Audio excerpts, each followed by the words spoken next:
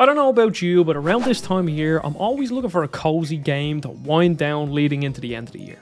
We've had games like Starfield, Spider-Man, and Mario Wonder. The list just goes on and on of blockbuster games that have come out this year.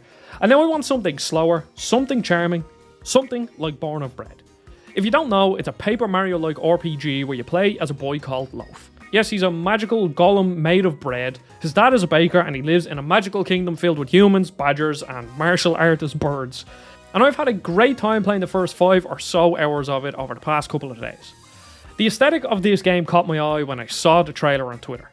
The 2D sprites of Loaf and his friends really pop off the 3D backgrounds, and have to commend the developers on the detail and colour of the environments. Because sometimes with art styles like this, the 3D assets pale in comparison to the 2D ones, and the clash in quality can hamper the experience, but here, absolutely everything is beautiful. I played about 3 or 4 hours in docked mode on the Switch and 1 hour in handheld, and the colours explode off the OLED screen.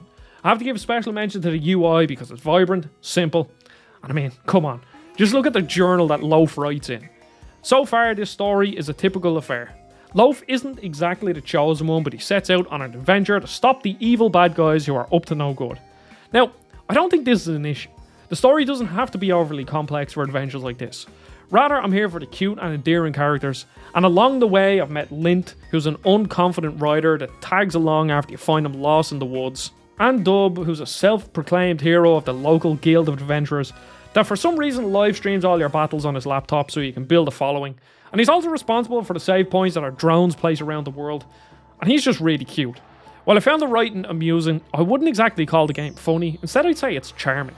Your party are all children and are unlikely heroes, and it's been nice seeing them grow into their roles as heroes as the game went on. If you've played Bug Fables or any of the other Mario RPG games, then you'll know what to expect from Born of Bread, but if you haven't played them, then you'll explore these small locations with a bit of platforming, plenty of combat, and some side quests for good measure. And I just love how manageable this game is. The areas are small, I never got lost, and I was going out of my way doing all the side quests and finding the hidden geckos that you can exchange for skill points. As for the combat, I already have loads of different attacks, and each one of them has its own little mini game that you can engage in to increase the damage of the attacks, just like Sea of Stars earlier in the year. And I think this system is fantastic in keeping rather easy turn-based combat engaging, because let's be real, in a lot of RPGs, the basic battles are always just mashing the attack button.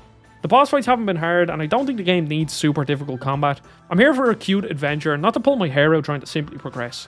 You find different weapons as you explore and equip them in a Resident Evil style inventory system.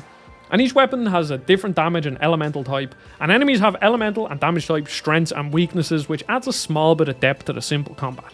So far, I have 2 main issues with the game.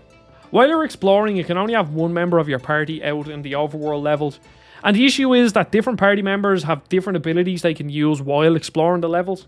Lint can dig up mounds of dirt, and Yagi can use psychic powers to reveal hidden platforms, but each time you want to swap out party members, you have to go into the menus, swap them out, back out of the menus, and then use the ability, and it's just cumbersome. And on top of that, the camera perspective does sometimes make platforming kind of difficult because you can't exactly always see where you're going, and sometimes you might jump onto a platform thinking you're going to land on it or fall off, or if you're walking across, say, like a log of a tree, you'll get halfway across it and then you'll fall off. It's not an absolute deal breaker, but it can be frustrating from time to time. While I'm nowhere near beating this game, it is exactly what I'm looking for right now. It's cheap, it looks beautiful, it's simple and charming, and I'm just happy playing it.